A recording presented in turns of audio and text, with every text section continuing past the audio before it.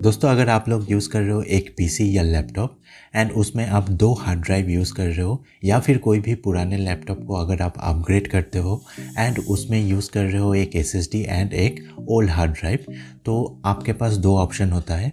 या तो आप एसएसडी में कोई नया विंडोज़ इंस्टॉल करते हो, अदरवाइज़ आप वो जो पुराना वाला हार्ड डिस्क है उसका ऑपरेटिंग सिस्टम को एज़ इट इज़ आप क्लोन कर सकते हो विथ सारे एप्लीकेशन के साथ।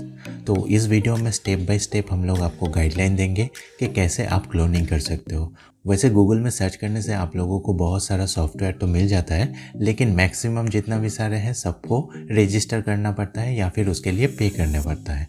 तो मैं इस वीडियो में आपको एक सॉफ्टवेयर सजेस्ट करने वाला हूँ जिसका नाम है मैक्रियम सॉफ्टवेयर। तो इसे हम लोग गूगल में अगर सर्च करते हैं तो सर्च करने के बाद हमें कुछ इस टाइप से जो विंडोज़ है वो शो होने लगता है एंड जो फर्स्ट वेबसाइट है उसमें क्लिक करने से हमें कुछ इस टाइप का जो इंटरफेस है वो शो होता है। देन होम यूज़ में क्लिक करके हम लोगों को जस्ट कंटिन्यू कर देना है एंड देयर इट इज़, ये डाउनलोड हो जाएगा।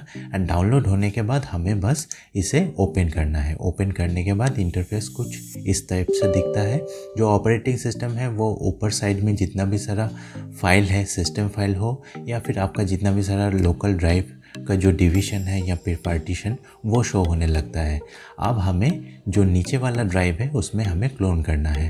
तो क्लोन डिस्क में हम लोग क्लिक करने से एंड सिलेक्ट करना है हमें जो डिस्क को क्लोन करना है। एंड क्योंकि मुझे एक फ्रेश विंडोज़ चाहिए तो इसलिए मैं सारा जो एग्जिस्टिंग पार्टीशन है उसे डिलीट कर रहा हूँ। एंड डिलीट करने के बाद हम एक एक जो सिस्टम फाइल है उसे ड्रैग कर सकते हैं एंड जो जो हमें नहीं चाहिए उसे डिसलेक्ट करते हैं। तो सबसे आसान उपाय है बस डिसलेक्ट कर दीजिए एंड उसके बाद जो हम लोगों का सिस्टम फाइल है सबको हमें कॉपी सिलेक्टेड पार्टीशन कर देना है।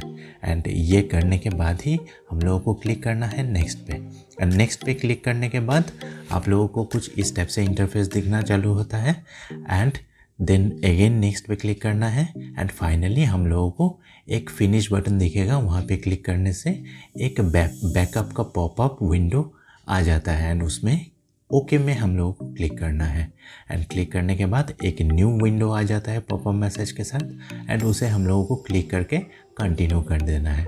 एंड उसके बाद आप as per your file sizes, ये बहुत टाइम लेने वाला है तो आप एक कप ऑफ टी ग्रैब कर सकते हो या फिर 3 या 4 घंटे तक आप वेट कर सकते हो क्योंकि ये बहुत ज़्यादा टाइम लेता है।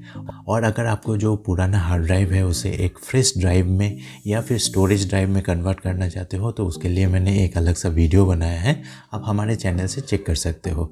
सो गाइस, अगर वीडियो अच्छा लगे make sure you subscribe to our channel, hit the bell icon and अपने बिलावेड पीपल के साथ ज़रूर शेयर कीजिए।